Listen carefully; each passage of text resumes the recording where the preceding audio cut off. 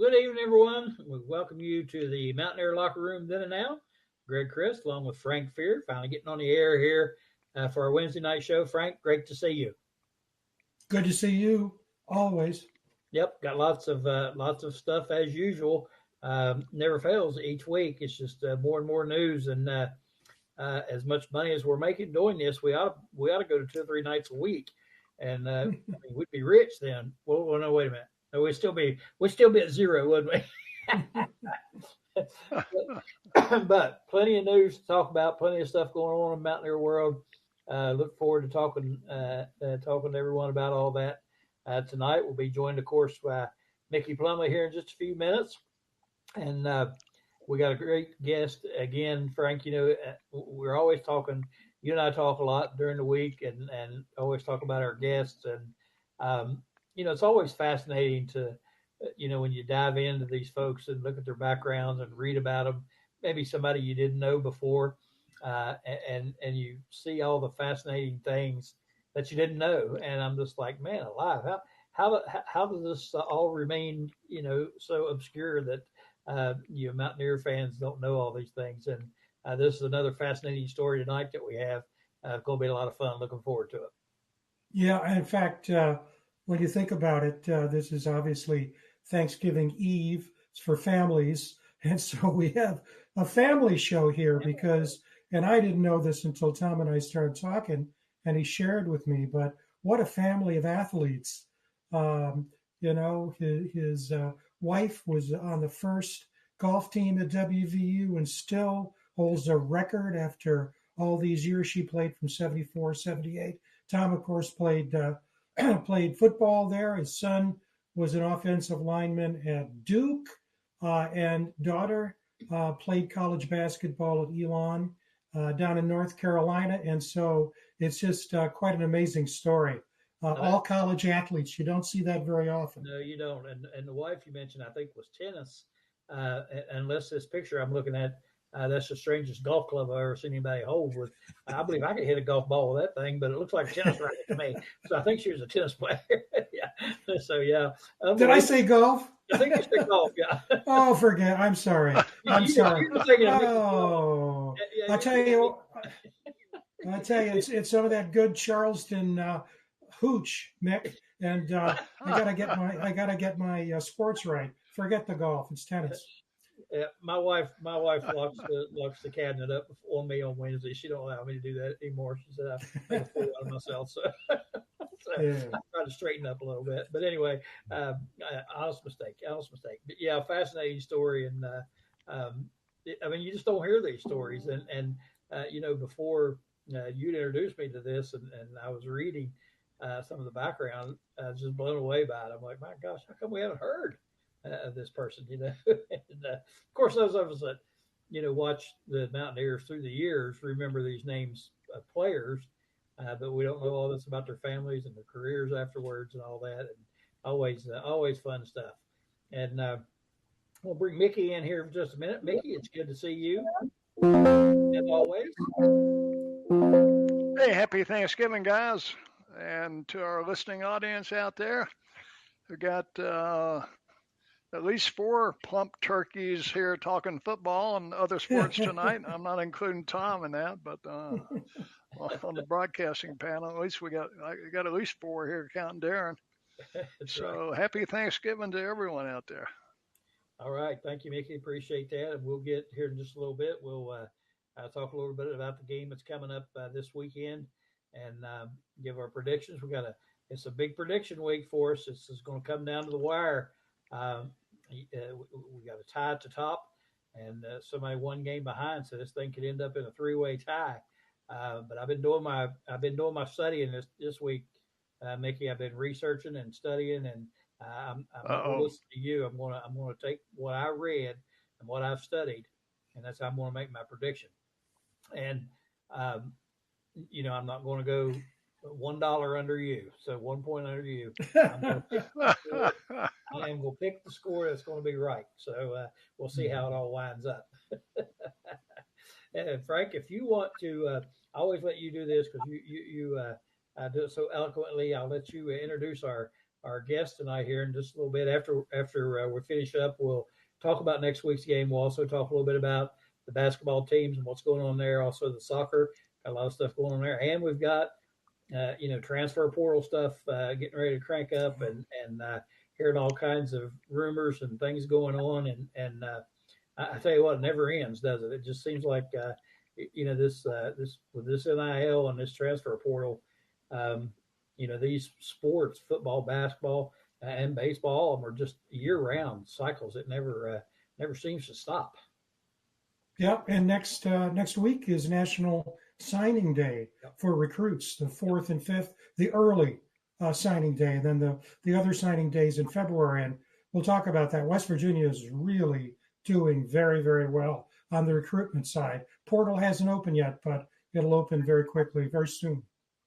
Yeah, and speaking of signing day, I had heard, like I said, I'm a talk show junkie and listen to all these shows all week long. Some interesting things about some of the bigger universities like Florida, for example, not diving in and grabbing high school players and building programs and that sort of thing. I want to talk a little bit about that at the end as well. But I'm going to stop yammering here and let you go ahead and introduce our guest, and we'll get started with him. Can't wait. Great. Tom Brandner, we're just so pleased you're with us.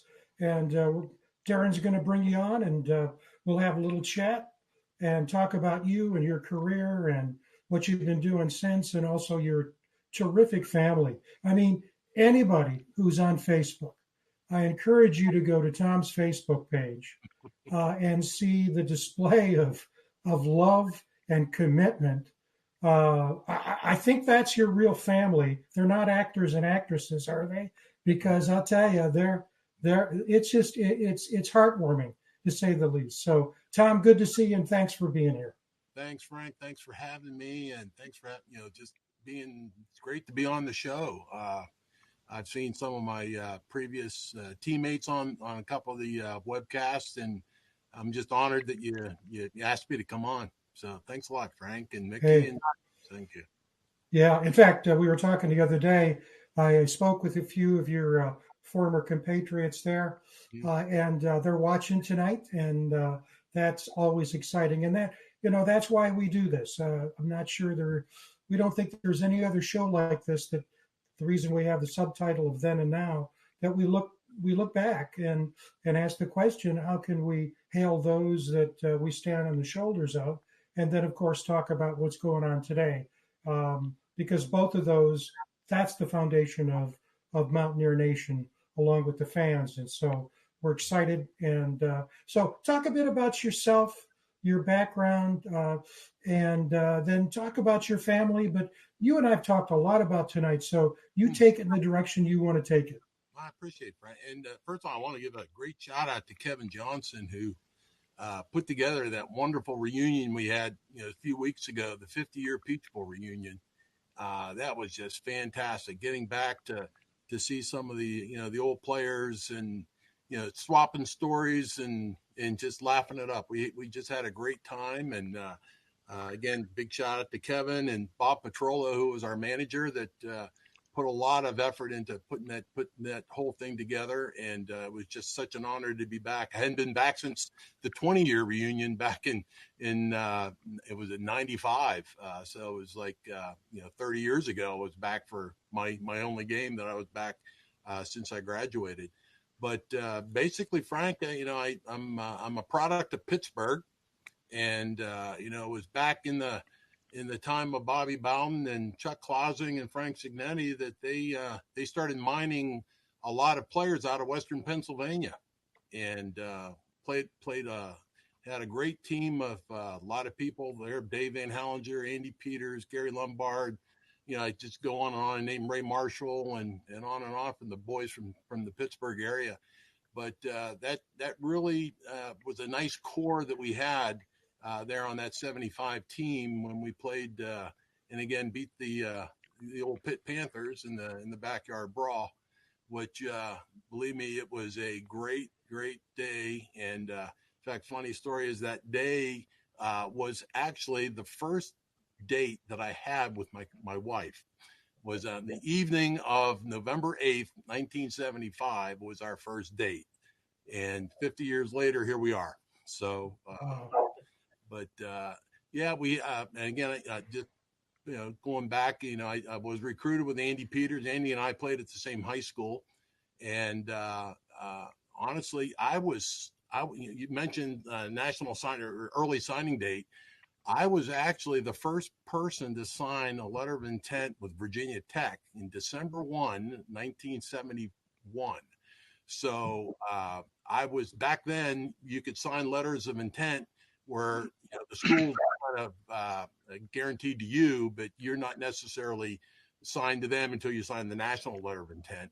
So that happened again in February when I signed the national letter of intent with West Virginia. But back then, the coach that was recruiting me for Virginia Tech left to go to Maryland to coach with Jerry Claiborne, who was a coach at Virginia Tech.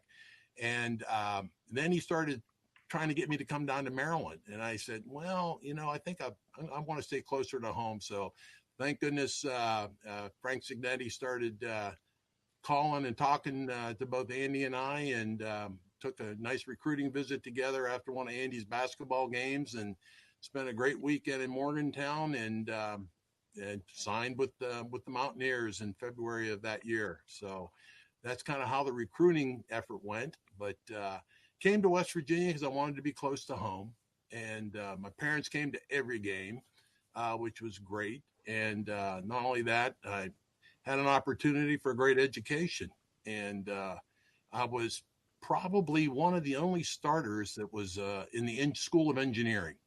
There was a few engineers on the team, Bill McKenzie being one of them, and Chuck Brooks, the punter.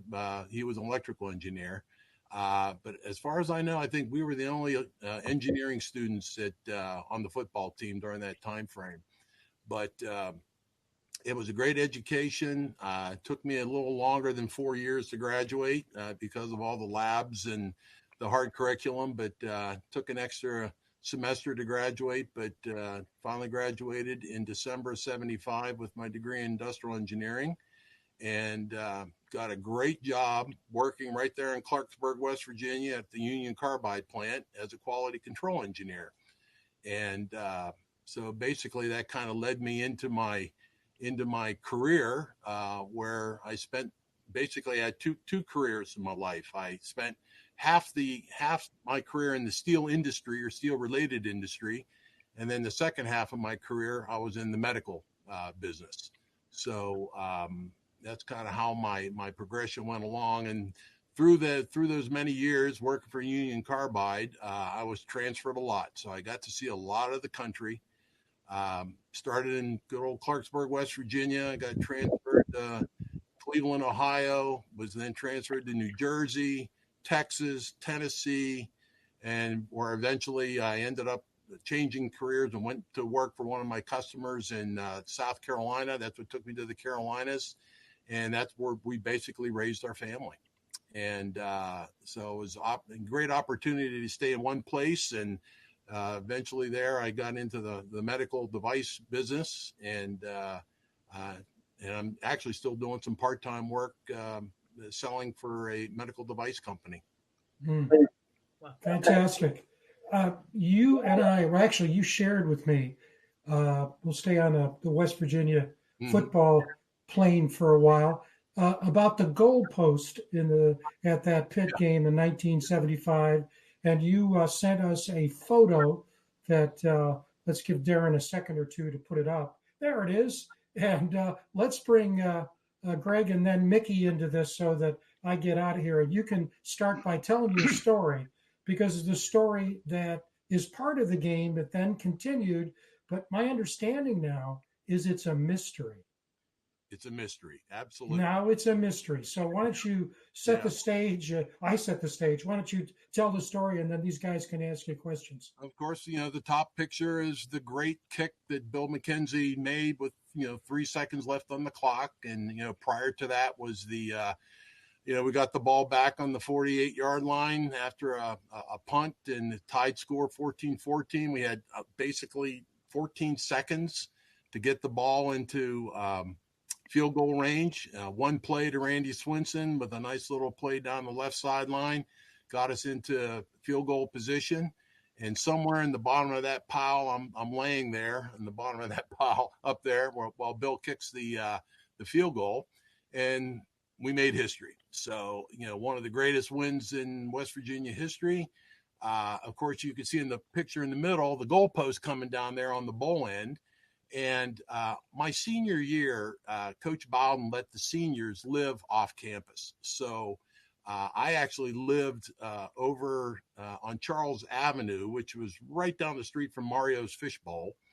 Not that we spent a lot of time there or not, but yeah, right.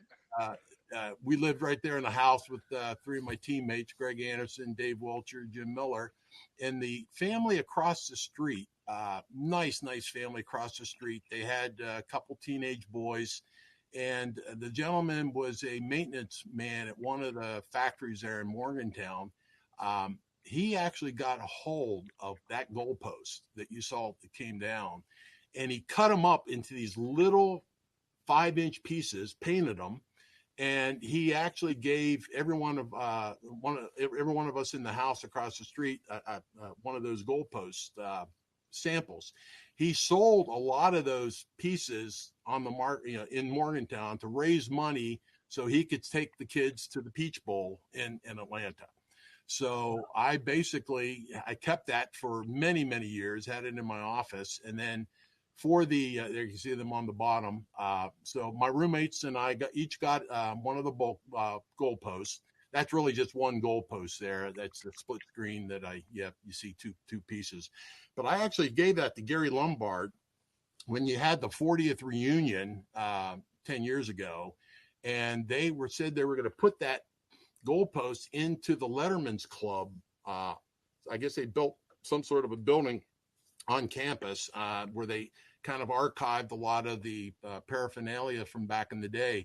So that was in that Letterman's Club. And then I asked Gary about that a couple of weeks ago when we were together, and he said, well, when they remodeled the Letterman's Club and they moved it somewhere off campus on another part of campus, that goalpost disappeared. So it's floating around somewhere in Morgantown, and I would love for it to be back in a nice place and kind of like the Museum of West Virginia football for a reminder from one of the greatest wins of West Virginia history. So Mickey and Greg, if you know of anybody that knows the whereabouts of that goalpost, it'd be great to get it back into the archives. I got a friend up there. I bet Lynn Murray probably has it. That's going to be my guess, Frank. I don't know if you remember Lynn from Castellino's when we went there. That was Lynn. Sure. Lynn probably has it. So, Tom, I'm not going to put you on the spot on this one, but I'm just going to throw this out there. I'm just curious, and again, you don't need to answer this, but bound to have been a time when somebody said, "Tom, tell us about that day in November," and you say, "Bill McKenzie, I had a first date with my wife." I guarantee you that's happened to you before. That Bill McKenzie came out first. Yeah, exactly. I always I love getting folks on here that played in that Peach Bowl. I know, and I've told this story a couple of times on here. My father passed away from ALS in 1977. And he was a huge sports fan and a huge Mountaineer fan. And we happened to have a local guy that played for WVU at the time. And his father and some of their friends arranged for tickets to take him to the Peach Bowl.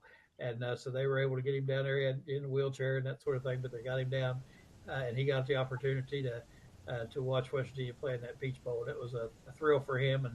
And I always think fondly of that game because I know he was there. But anyway, Tom Pridemore was the local guy from our hometown, and his father was friends with my father, and that's how they got hooked up to go. And I'm sure you remember Tom Pridemore. Absolutely. Yep. I always like to hear. Of course, we grew up watching him, but I like to hear people talk a little bit about Tom and what he meant to WVU. And of course, he was a tremendous defensive back, and actually made a great interception in that Peach Bowl game. And I don't know if you remember the book that John Antioch wrote. in the book, it talks about that Peach Bowl, and I was actually I got food poisoning the night before the game, and so I was kind of limited in my play during that game, and so Wayne Gatewood had to fill in for me. And for at least 60-70% of the game, I was on the sideline, rather ill.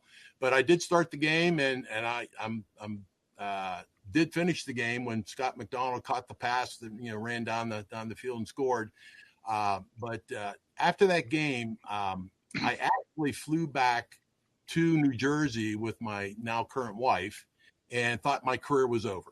I thought that was my last game. I didn't get a chance to really play a full game, but I was in New Jersey with my future wife, and we took a skiing trip up to Hunter Mountain. And when we came back that night, my future mother-in-law said, "Hey, there was a coach from West Virginia that called here. I'm looking for you, Tom." I said, "Coach, for me?" He said, "Yeah, Chuck Clausing called and said that Coach Bowden is down at this All-Star game in Tampa, and he wants you to come down and play guard."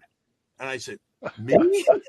So he said, "Yeah." I said, "Well, what happened?" He said, "Well, the guard that was supposed to play in that game was from Michigan. He got hurt in the Orange Bowl, and Coach Bowden is down there coaching with the Michigan State coach at that time." And he said, "Hey, call Tom Brandner, see if he'd come down and play guard for this All-Star game." So I got the opportunity to go down and play one more game. And I remember Coach Bowden and his wife picking me up at the airport in Tampa and taking me back to the hotel. And he said, "Tom, are you hungry?" I said, "Yeah, I've been traveling all day." Because, well, let's stop. We stopped at a Denny's for a sandwich, and we're sitting in the Denny's having a sandwich. And he said, "Tom, when we get back to Morgantown, I want to get all the seniors and the team together, because I want to tell everybody that I'm leaving for Florida State." So this is like a week and a half before he made the announcement back in Morgantown. And at that All-Star game, Artie Owens was the running back. Al Gilhusky was playing center, and I got to play right next to Al as a guard. And so we were sitting around, and Coach Bowden actually came up to us back then and said, "Listen, guys, we get back, we're going to have this meeting, and I'm going to take the Florida State job." And back in that day, there was no Twitter and no internet and all that stuff. But could you imagine that happening today, keeping that secret for like 8 or 9 days like that? So here Bobby Bowden is down in Tampa, Florida, coaching in this All-Star game. And we get back to Morgantown. Sure enough, he has the team in on that Monday, and he tells the team, and that afternoon he was off to Florida State. So at least I had the opportunity to play my last game truly for Bobby Bowden. Wow, great story. Great story. Mickey, you want to jump in and get a few questions in? Yeah, that is a great story, Tom. So you grew up around the Pittsburgh area. Is that where you played high school ball, in that area? It's called high school ball, Fox Yappa High School. Yes, sir. They part of the used to be the Big 33 Western PA Athletic Conference. Was pretty competitive up there. I played with a guy from McKees Rocks by the name of Bob Zatelli. Mm-hmm. I don't know if you know Bob or not, or run across him. I think everybody in the Pittsburgh McKees Rocks area knows about Bob. Yep, absolutely. Yeah, he does a wonderful job up there with a nonprofit organization where he raises money. Has an Italian bocce ball tournament every year. Raises scholarship funds. So in your high school career, you were recruited by West Virginia and Virginia Tech, and then the Virginia Tech coach went to Maryland. Any other schools have an interest in you? Took some nice trips. I visited Syracuse on a very eventful weekend. I got snowed in up in Syracuse. Could you figure? I showed up on a Friday afternoon. Not a flake of snow was on the ground. And by Saturday afternoon, there was 4 feet of snow. And wow. Meeting Coach Swartz, the old coach from West Virginia. Schwarzenegger, yeah. Sitting in his office, and he knew I was looking at West Virginia, and he was telling me his stories about how he played there, but yeah, old Archibald Stadium. Ooh, can never forget that old cold stadium, which we should have won my senior year when they took that touchdown away from Ron Lee. But we should have been definitely 9-2 that year instead of 8-3. 8-3. Yeah. Yeah. Interesting you'd mentioned that game. We, in 1969, our last game of the year was against Syracuse at Archibald Stadium. And at the time, we were 8-1, and we needed to win that game at Archibald Stadium to go 9-1 to get the Peach Bowl bid. Mm-hmm. So we both played in those Peach Bowls, and dadgummit, as Coach Bowden would say, if Jim Braxton didn't break one in the second half, we were down in the first half, and I think it was 10-0 actually, and we ended up winning that game 13-10. But I have fond memories, well, not that fond I have memories of playing in Archibald Stadium. As I recall, the locker rooms were underground, and you actually came up the stairs like a baseball dugout onto the field level. And those Syracuse players were just so doggone big back in the late 60s. I mean, you felt like the Christians going up against the Lions. Same experience for you? Absolutely. Yeah. I remember the nail from my hook to hang up my clothes, and for sure in the locker room, but also not a blade of grass left at that time of year. On the field, it was just nothing but a mud pit, and and cold, always cold. Why'd we always play Syracuse the last game of the year?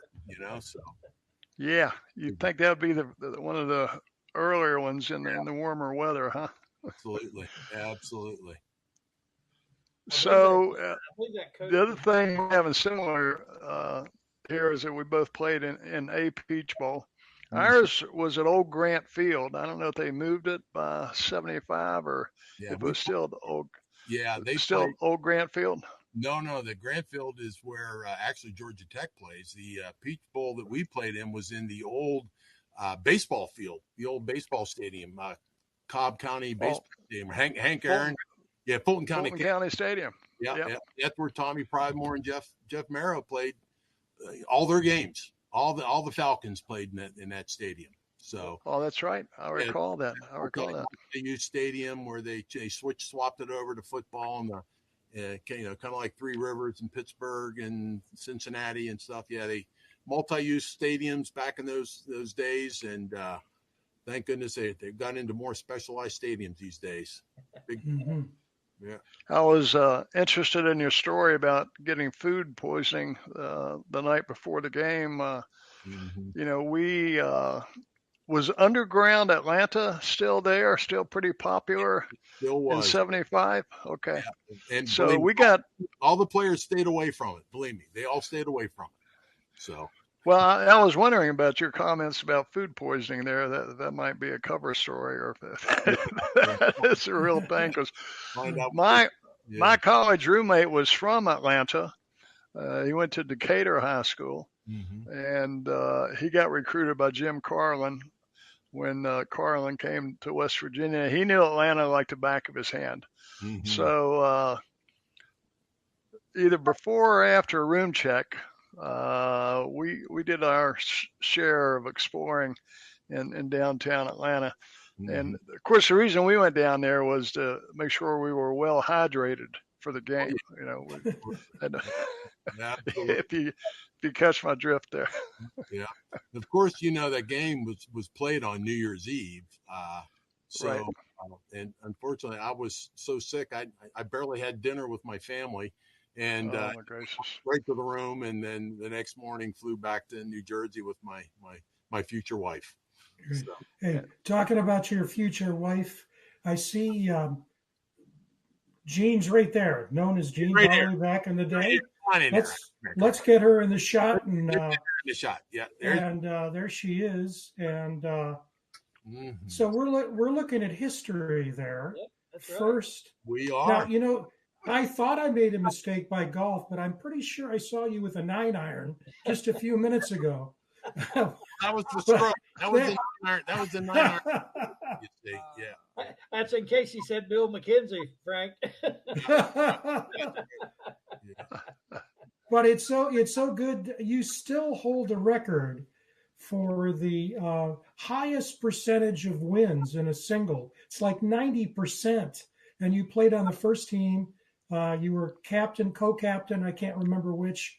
I think your senior year. But welcome to the show, and talk a bit about your incredible career and being part of the first team in a sport, tennis at West Virginia.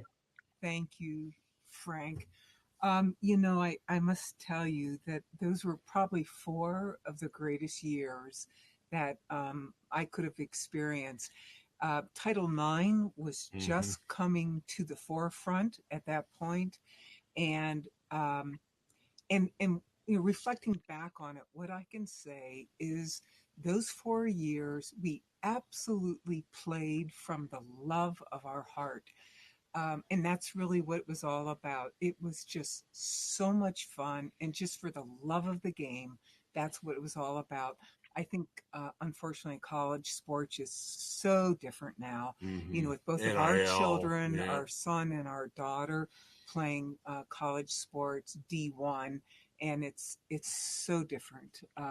And so I feel so grateful to have had that experience, to play under Martha Thorne, who I learned passed away, I think, during the COVID years, perhaps 2021. But she had a great run as head coach. She's the one that brought the program to WVU.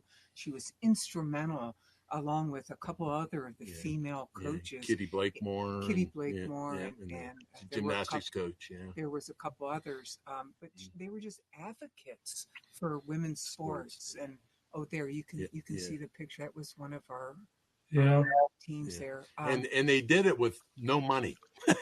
Think about the budgets back then. Yeah. And the women, they didn't get any. They had to fight for court time.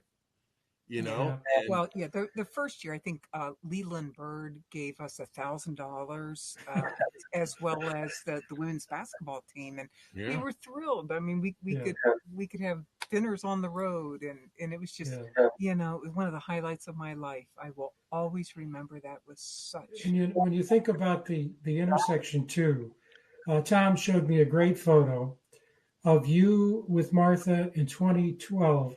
And it just so happened that your daughter's basketball team, they were playing the Mountaineers on, I think it was New Year's Eve. Was it New Year's Eve? It was New Year's Eve of 2012.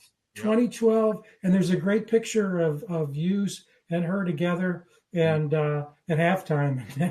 That, you think about these things. How is it possible for all of that to come together? But it's just wonderful. And we're blessed when it happens. It truly, she's just a wonderful woman, and Tom and I, we were just thrilled to be on campus. Our daughter playing in the Coliseum. Our son Gabriel was with us as well. He had not committed, he was only a junior in high school at that time. So, but just to share that experience, that was our home for 4 years. Yeah, it was beautiful. Thank you. Well, Darren, if you could put up the first slide, because what we did is we put together, so you're all there together, a picture of all 4 of you. And if there's Gabriel. In fact, there he is guarding a pro quarterback, I think. Didn't Daniel go on to be a pro quarterback? I think that's Daniel Jones. He's having a pretty good year at Indianapolis right now. But that's right. Gabriel, that's right. Left side for at least 2 of his 3 years he started. But as you can see, he's a little bit bigger than his father and mother and daughter. But he had a tremendous career at Duke and tremendous education. He is now an orthopedic surgeon, 3rd-year resident at the University of Pittsburgh, UPMC. Probably on call right now, and just having a great career as a surgeon. So, unbelievable. We'll talk a bit about your daughter who played college basketball. Yeah, Ariel played at Elon University, a small private university around Burlington, North Carolina, and So I think that it was just a huge learning experience for her. I mean, she was one of the stars of her small independent high school private school teams in South Carolina. She was a tremendous athlete in track and field and basketball, and so she was not a starter, and she rode the bench. So I think it was a hugely humbling Mhm. experience for her. But like we know, Teaches you that's what lessons. life is Yeah, all about. And teaches you so there lessons. were Yeah, lessons to be learned, and but all in all, it got her a fabulous education education. at a wonderful university. So I think she looks back on those years and knows how blessed she was to have had that opportunity. Yeah. Hmm. And That's I know you're going to probably get into talking a little bit about NIL and all that stuff that's coming on now with the transfer portal. And back when Gabriel was, he graduated from high school in 2013. None of that stuff was going on back then. But he wasn't one of your 4-star, 5-star players. He was, at a very, very small little school in Columbia, South Carolina, and um, you know, the only thing he really had, he was a great athlete, good sized. He would have been today. I don't think he would get a shot at a Power 4 school. He wouldn't. He'd have to go to a small school like Elon and try to get some playing time and then get through a transfer portal to a Power 4 school. So that's how much the game has changed for us, and now it's becoming such a huge business, as you all know. And I think But Tom, what I would also mm-hmm, add is that Duke absolutely recruited really good student athletes, mm-hmm, and Gabriel, had the smarts to get into Duke, mm, so he fit the profile, and yeah, he had a lot of upshot, and he was 6'6", yeah, yeah, 6'6", 6'6", yeah. and I remember I think he was maybe 220 when he graduated, 230, and I remember the offensive line coach telling us, "Oh, he'll play at 290."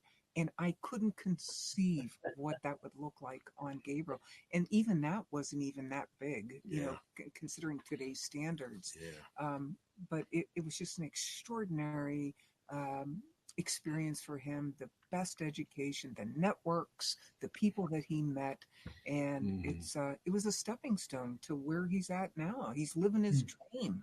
He's mm-hmm. always wanted to be a doctor, and here he's at one of the finest orthopedic hospitals in the country, and married. He has a brand new baby, and so First time grandparents. yeah, All right. Yeah, yeah, yeah. So yeah. I'll tell you, Greg, isn't this incredible? I Well, mean, it's just isn't phenomenal. it? It's just amazing, to hear, these stories. And again, may not always be, and you and I have talked about this tons of times. May not always be the biggest names you've ever heard from Mountaineer history, but a lot of Mountaineer history there, and then you see the accomplishments afterwards, and Mm. you can talk about Gabriel's smarts and the daughter's intelligence, those things. But there's something to be said for good parenting as well, Oh, and I again, think that's a credit to oh, Tom and his lovely wife there. I think that's a credit to them for being good parents, and just fascinating stories, and so much fun to that's very hear. that's very And so interesting. Mm. And I was going to ask Tom. I know. I don't know. I guess just by circumstance, you're forced to be a sports fan, obviously, because you both were mm-hmm. sports stars, and you have kids that all played. So maybe you get forced into it. Do you still watch college football, Mountaineers? Do you still pay attention to it much? Oh, 1,000%, thousand Okay. percent. Every Saturday, I'm glued to that TV. Much to my wife's chagrin, she wants me out doing other things, but yeah, I'm always making an excuse to watch the games. Absolutely. I'm always curious. I know we've had some folks who say, hey, I don't pay much attention to it. And I think somebody, well, maybe in last week down in Texas, just don't get to see it too much. But what do you think of, and both of you can chime in on this, the situation there with Rich Rodriguez coming back? What do you think lies in store for the Mountaineers? I think you got to give him a shot. You got to give him some time to build his program. I think Rich Rod he'll bring it back. He'll bring it back. Just give him some time. He's a great coach, and boy, he just has to navigate that new NIL and all that other stuff, which, nowadays he just better get himself a really good general manager on board, because let Rich Rod coach, because that's what he does best. And, when he was with Tommy and I talked about this at the reunion a few weeks ago on what an offensive mind he is. And, he could put the program together. We just have to give him a chance. Yeah, it's a totally different world coaching now. I think, and you have to be a mastermind of this portal and the way it all works and the money, and it's just quite a mess right now. We've talked about that a lot, but hopefully the Mountaineers can hang in there with it. We're kind of fighting an uphill battle from West Virginia with the financial end of things, but you have to have faith in Coach Rich and think that he is going to turn this thing around. Do you get back to Morgantown? I know you said you did make it for the reunion. Do you get back up very often, or well, we still have family in Pittsburgh, and we do come through Morgantown, not necessarily during football season, but we do stop in and spend some time in Morgantown, going around the old haunts. And but love to get back to a couple games in the future. We were a little busy. We started our family a little later in life, so we were busy down in the Carolinas, more so with Duke and Elon doing that. Now we're since we're kind of retired now, we could spend some more time back up that way. And since we have a granddaughter in Pittsburgh, we'll be coming through there a little bit more. That's exactly right. Yeah, that's awesome. That's awesome. My son's you mentioned UPMC. My son's girlfriend, they live in Pittsburgh, and she works at the hospital there, and she's a nurse. So she graduated from WVU. So good. World. Yep, small world. And speaking of Tom Pridemore, we've Frank and I, Mickey, I think all of us have we've attempted to get him on the show. He's become sort of a recluse. He don't respond to us very well as far as being on the show. So if you ever have a word with him, tell him what a great job we did and how fun it was. Absolutely.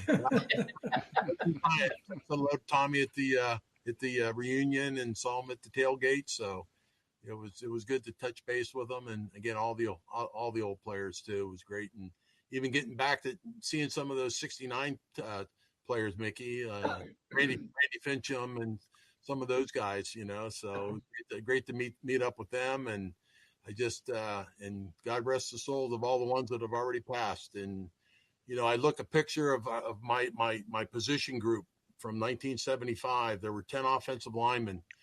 3 of us are left. So it's amazing how time flies, and, but we must move on. Mm-hmm. And Frank, you talking about recognizing these guys. Back then, the games weren't always on TV, and I mean rarely were they on TV. In fact, and I do remember the Pitt game that year was on TV, and then the Peach Bowl was on TV. But one of the reasons why I recognize even Tom's name and all these others is that we listened on the radio, and those names were broadcast over the radio. So we heard all these names. We didn't know the faces or anything like that, but we knew what number they were, and we knew what position they played. And we knew what their names were, and that's how I remember these folks.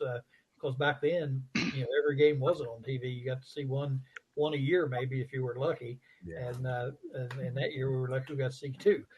So usually what they do is show us in Penn State or us in Pitt, because they thought that Pitt and Penn State was going to beat us. So they always put those games on ABC. So, but anyway, that's a good way to remember these names. I tell you what, this has been a fascinating listen, and I wish, Frank, we may have to get into our bank vault and try to prolong this show to an hour and a half, maybe, so we can have more time with these folks to get to hear these great stories. It's fascinating to listen to, so enjoyable and entertaining, and just amazing to see what's been accomplished. It's very kind. Thank you. Looking forward to the 55-year reunion. There we go. Yeah, we have to make a presence there, won't we? Yeah. Frank, we'll have to get there. Listen, guys, we'll let you get off here. We know you're busy and have things to do, and we're running a little short of time. But one more time, I want to thank you so much for joining us, both of you. It's been a fascinating story to listen to. Congratulations on all the history and what the future holds for you with your great family. So thank you so much. Thank you much. Appreciate it. Thank you. All Wonderful. right, thank you. Meet all of you. you. Thank you. See you. Bye-bye. And Frank, I tell you again, as usual, it never failed to fascinate. Amazing. It's I can't say any better than that. I mean, I think about it. Kathy Fear and I went to Morgantown together, but we came from the same hometown. Whereas, if I remember correctly, Gene came from New Jersey, and of course Tom came from Pittsburgh. But the experiences they had as they talked reminds me so much of the experiences that we had, and we wouldn't want to do it over again any other way. And I can sense that in their case. And you're right about families, absolutely. That the values that you can sense there and clearly see shared, and we all have aspirations for our kids, and all three of us are very lucky to have kids who have really, really done so well, are good people, and you can see that clearly is in their family too. So what a way to spend Thanksgiving Eve. Absolutely. Just heartwarming. Yep. And too, another thing we noticed, that common thread when these folks talk about Morgantown, their time in Morgantown, they mention different places that they we're all familiar with, and it's just always that common theme, that what a great place, lifelong memories, wouldn't do anything different. And Mickey can attest to that. Mickey, of course, spent his time there. I'm sure feels the same way, and it's always a common theme. So it's again, we've talked about selling the program, and that has to be one of the big selling points up there, is what a wonderful place it is and what great people are up there. Mm-hmm. Absolutely. And what great products is produced, Yeah, I mean, we've seen right. that over and over. And by the way, Mickey, I wanted to clarify something and correct you. I hate this over the air. I shouldn't do it after we're off, but Schwarzenegger was the governor of California. Ben Schwartzwalder was the That's coach right. of Syracuse. You're exactly right. Hey. Got a little Greg. mixed up. Hey, but you know what? They were both great golfers. That's right. You got that right, Frank. Hey, Frank mentioned something here that I just wanted to comment on real quickly. Frank mentioned early in the show that we're probably the only webcast that talks not only about what's going on at our alma maters today, but taking a look into the past. And I think it's important to maintain that history, to maintain the culture. As you mentioned, Frank, the fact that we look at, hey, what's going on today and what happened with folks like Tom and his wife. But we've got to be the very first show in the history of podcasts that had an entire family on the show. So I think we would be out of order if we did not declare Tom and his wife and their children the first family of Mountaineer Locker Room then and now. What do you think, guys? Absolutely. I'm in. Absolutely. First family of the Mountaineer Locker Room then and now. There you go. And man, what a family. Great. No, it is wonderful. Well, we got a game coming up, guys, and I enjoyed the game last week when we played by. But wasn't it kind of nice? Wasn't it kind of nice just to kick back and just flip the channels around and not get all nervous and uptight and kind of enjoyable. Yeah, until and you guys know this. We did our homework for tonight, and you look at Texas Tech and you go, "Oh my God, we got to play these guys on Saturday." Yeah. And, oh my God. Oh my God. Well, I would have felt a lot better tonight if they had won last Saturday against Arizona State. I would have felt a whole lot better about what's coming up. But I think we're going to get in there and fight, and I think we're going to give them a run for it. So I'm not throwing the towel in just yet. Yeah. Mick, what do you think? What's your sizing up of this thing? Well, that's why you play the game. That's why you go out there on Saturday afternoon. You never know. I mean, just think back to when West Virginia was headed to a national championship game, favored over Pitt by something like 18 points, and we ended up losing that game. It can happen on any given Saturday, but I got to say the odds are stacked against us this year.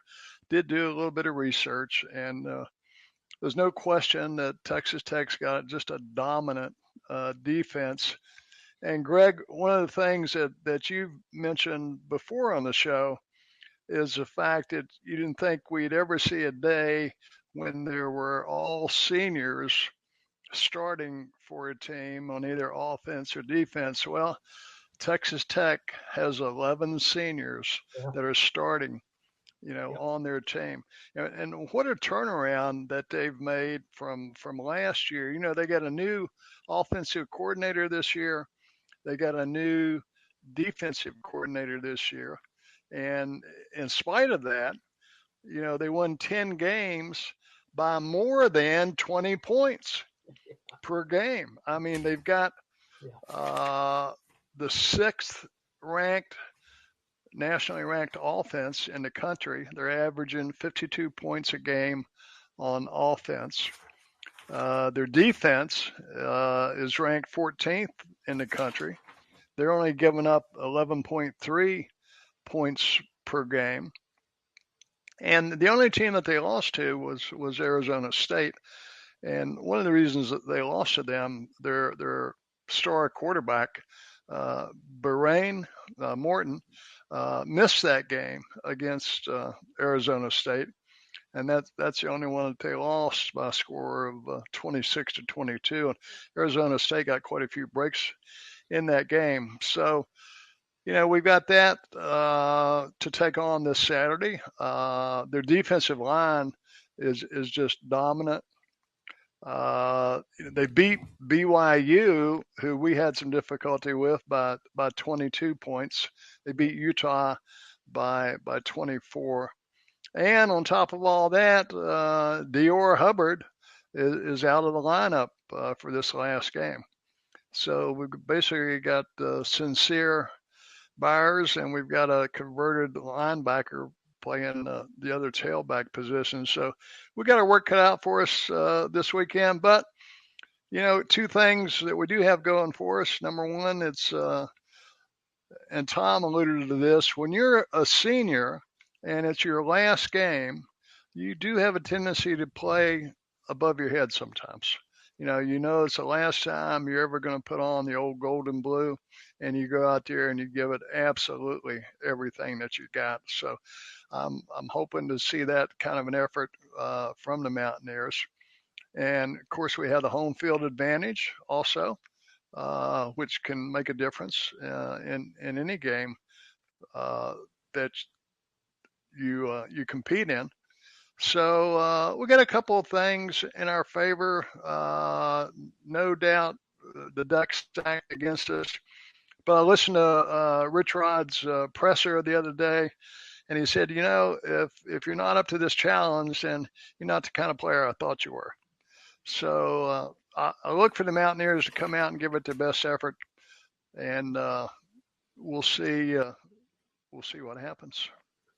Yeah, I think I think we can feel confident in what we've seen from the Mountaineers, and that and the fact that they're going to come out and play hard. And I think that's one thing that we worried about early on in the season was, are these guys going to continue to put out the effort that's needed to win? And I think that's been one thing that has been fairly satisfying with this group, is that they play hard every week, and if you play hard, you got a chance. And like you said, we're playing at home. It gives us a puncher's chance.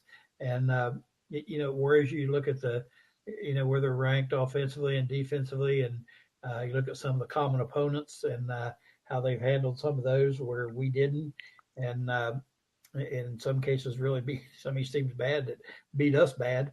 But anything can happen, and I think the Mountaineers are a different team than what they were, 2 months ago.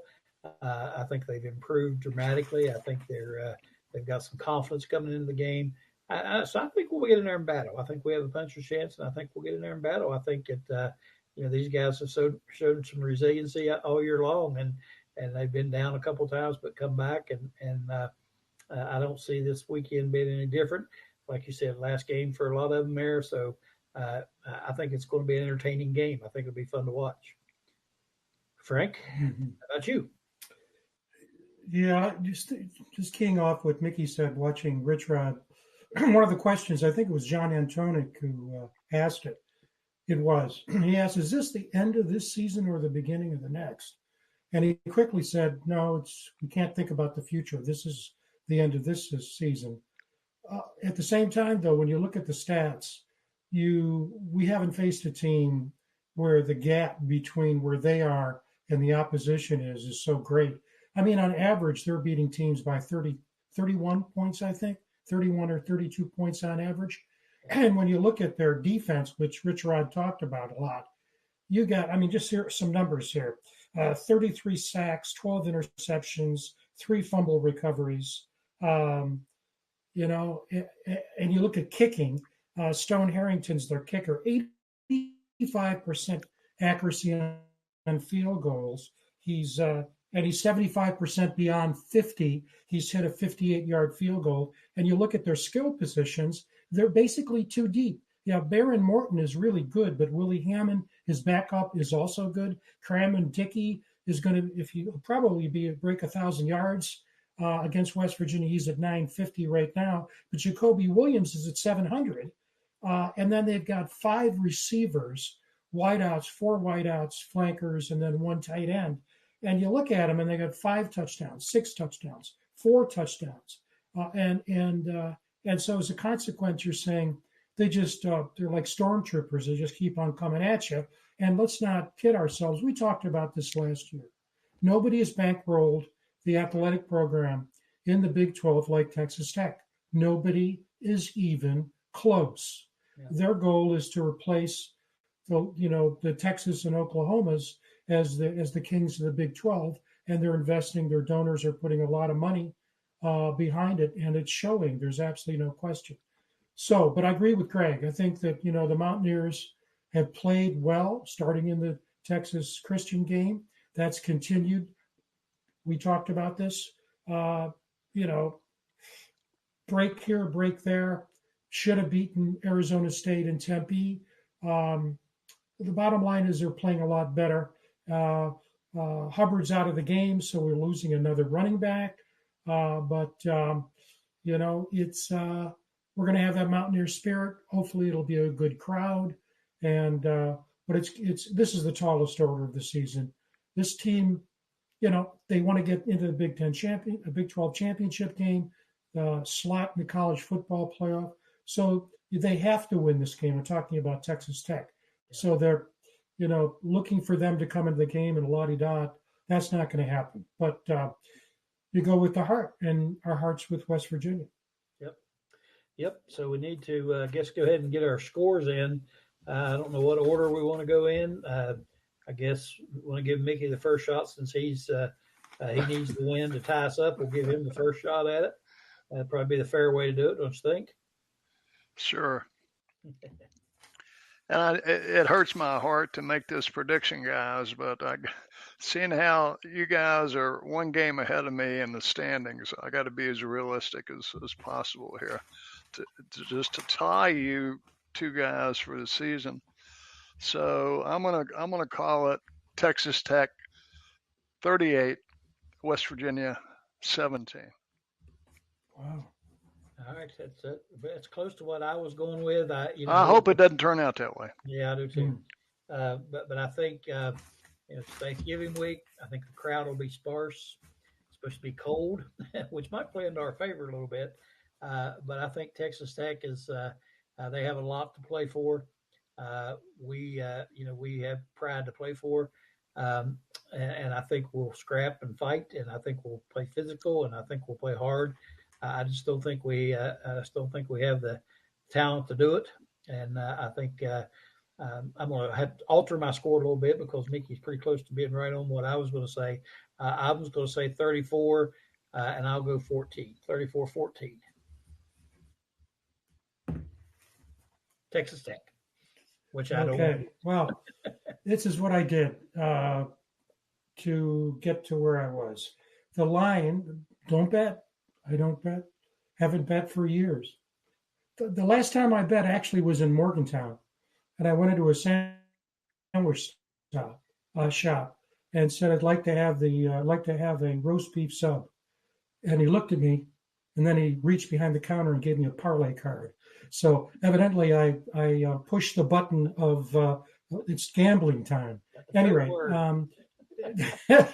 code word. Anyway, so I looked at the line, 23.5, I think they're favored, and that's exactly the same line that they were favored over UCF last week, and they beat, or the week before, and they beat UCF 48-9. I think we can do better. We're playing at home, so I picked 42-17.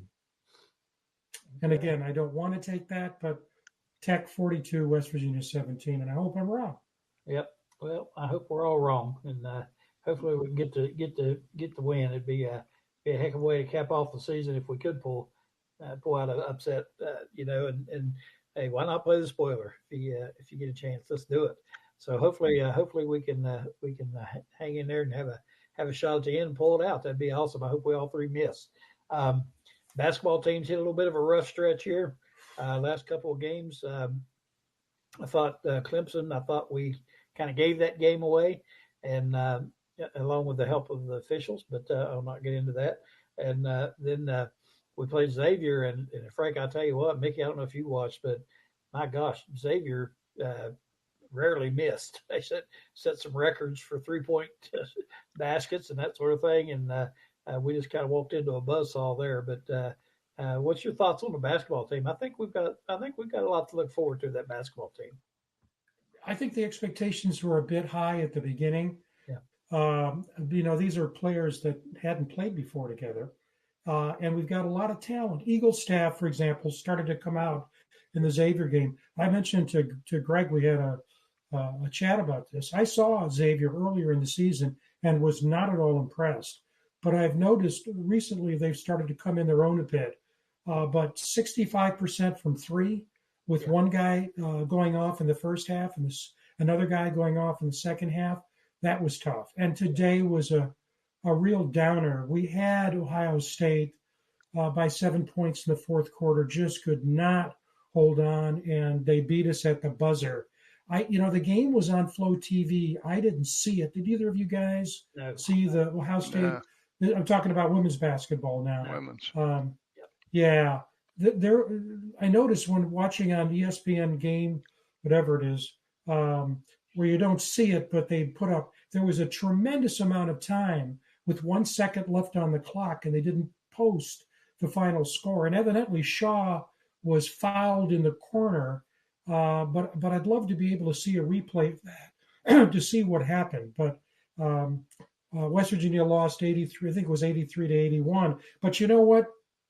To answer your question, I look at it this way, and I wrote it down. Let's see if I can find it.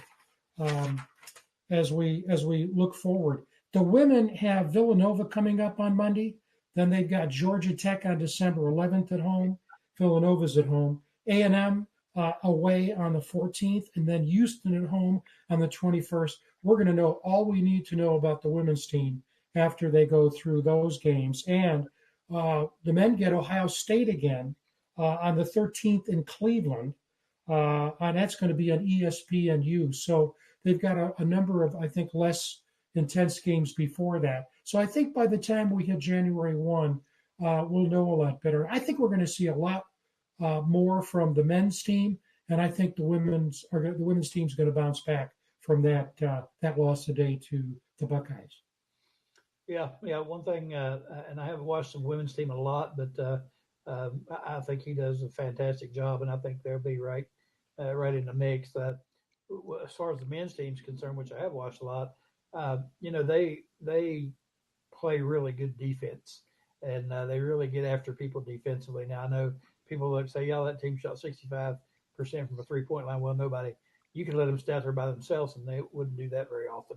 So that's just one of those games. But they really do play good defense, and I think anytime you do that, you give yourself a chance to win. So, yeah, they're going to get better and better as the year goes on. I think the more they play together.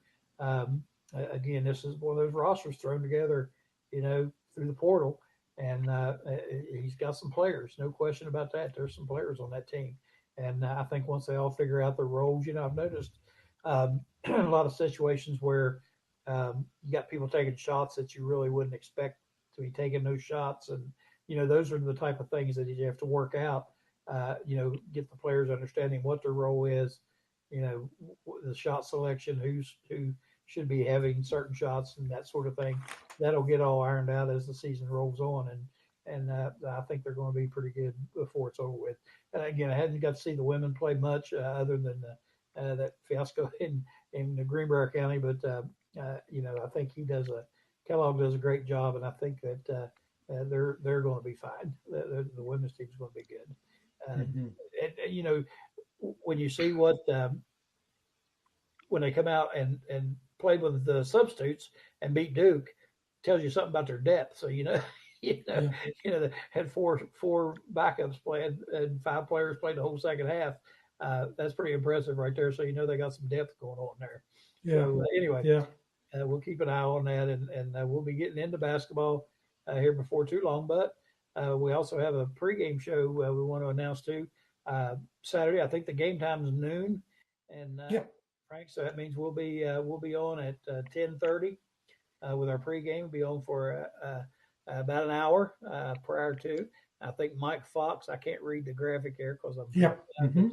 Mike Fox is going to join us again. Mike's always a load of fun, and he's entertaining to listen to, and be interested in seeing what his take is on the pregame and the postgame. That'll be a lot of fun. Then we'll do the postgame about 15, 20 minutes after the game concludes, approximately 4 o'clock. We'll see where that goes, but be about 15, 20 minutes after the game concludes. So look forward to bringing you that. So, but also, Frank, real quick, you want to mention the soccer teams and what's going on there before we sign off for the night? Yeah, just a shout out. Yeah, just a shout out to both the men's and the women's team. Their seasons are over, but boy, I'll tell you, they did a great job. Both made it to the second round of the NCAA championship. West Virginia got there by beating St. John's at home last week in overtime. That was extra time, rather, and that was just phenomenal. And then they had a tough time at High Point, a team that they tied earlier in the year. They drew earlier in the year. High Point's very talented. Good school down in North Carolina. And the women went to Georgetown. West Virginia men lost to High Point 3-2. And the women lost to Georgetown in penalty kicks. It was 1-1. And they lost 4-3. So it was so close for both of them to get to the Sweet. And if they had won those games, they would have gone to the Sweet 16. But really, really good teams. And the other thing I want to mention before we close is I saw something today I had not seen before. And I see that Tom is still in the back room. He may not know this. I didn't. We mentioned earlier that the early signing day for football players is the 4th and 5th of December. And there's going to be a big to-do in Morgantown, I think on the 5th, but I'm not sure. Anyway, it's coming up. But we would look at On3 and Rivals as our sources. Those two have combined, so it's now one, and they are the best. And I looked at that today, and this is amazing. West Virginia has signed 30. They hope to sign 30. They have 30 commits. They got to sign this week. Of those 30, now get this, 8 are considered by On3 and rivals as elites. And what elites means is these are players who they believe have the ability to come in as freshmen or as transfers. It's not portal, but the junior college players are included and contribute immediately and have the capability to be able to make it to pro ball. And I was thinking about you, Mickey, when I saw this. Of the 8 that are elites, you've got 4 offensive linemen. He's not kidding. One from Pennsylvania, one from Maryland, one from New Jersey, and one from Tennessee. And the Pennsylvania is Kevin Brown. His dad played at West Virginia. And the other players are linebackers or edge players. So you know what Rich Rod's trying to do and what he's trying to build up. And that is that defensive line and the linebackers and the offensive line. I can't remember a time when 8 players were out of 30, or 8 players at all were named elite.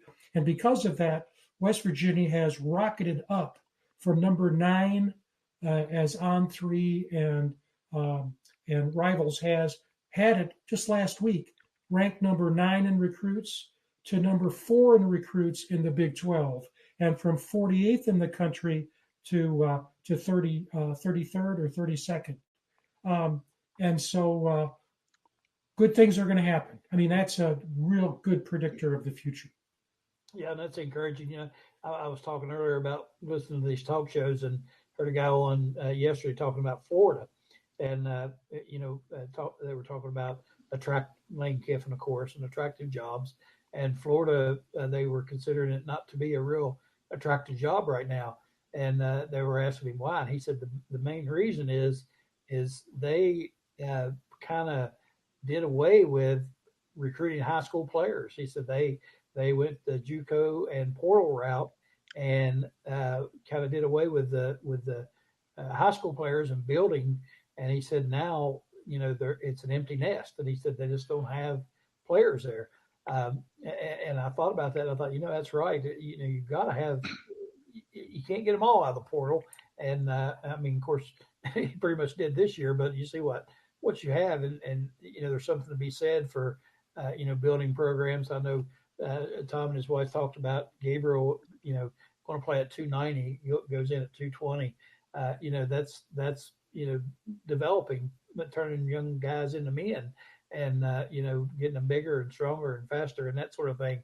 And that's where it has to start. And so that's encouraging that we're doing that good of a job in this recruiting period. So and I've said this over and over. You just give Rich time, and he's going to get it worked out. Guaranteed.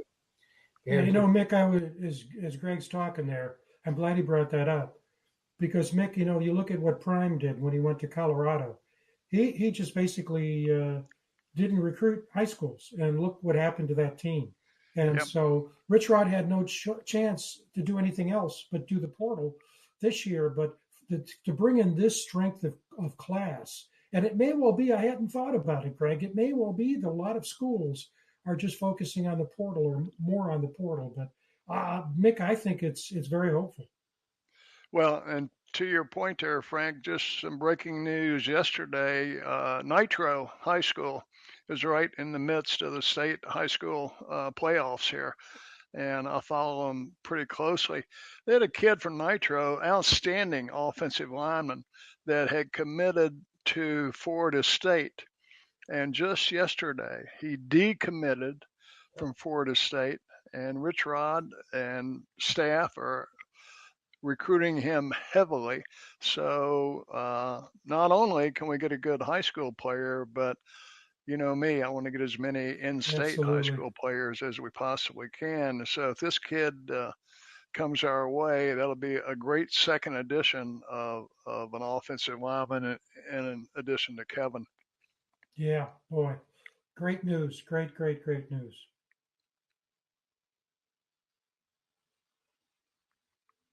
Mm-hmm. I want to thank our special guest tonight, Tom Brandner. We appreciate him for joining us. It was a lot of fun, great story to listen to. you didn't get a chance, you need to go back and listen to it for sure. We appreciate everybody for tuning in. Darren, thanks for all your hard work. Mickey, always great seeing you. Appreciate your input. And Frank, always good seeing you as well. Next week, we got another special guest, Danny Bugs. I think most people might have heard of that name before. That's one that we have heard, and be interesting to talk to Danny Bugs. So I'm sure Tom remembers him as well. And I'm sure a lot of Mountaineer fans remember Danny Bugs. But look forward to that on Wednesday night. So we hope you'll join us for that as well. Here on the Mountaineer Locker Room Then and Now, brought to you by the New River Network and the Voice of College Football. For Frank and for Mickey and for Darren, we appreciate you tuning in. Happy Thanksgiving, everyone, and we will see you Saturday on the Mountaineer pregame show. Good night, everybody. Thanks, Tom and Gene. Yep. Thank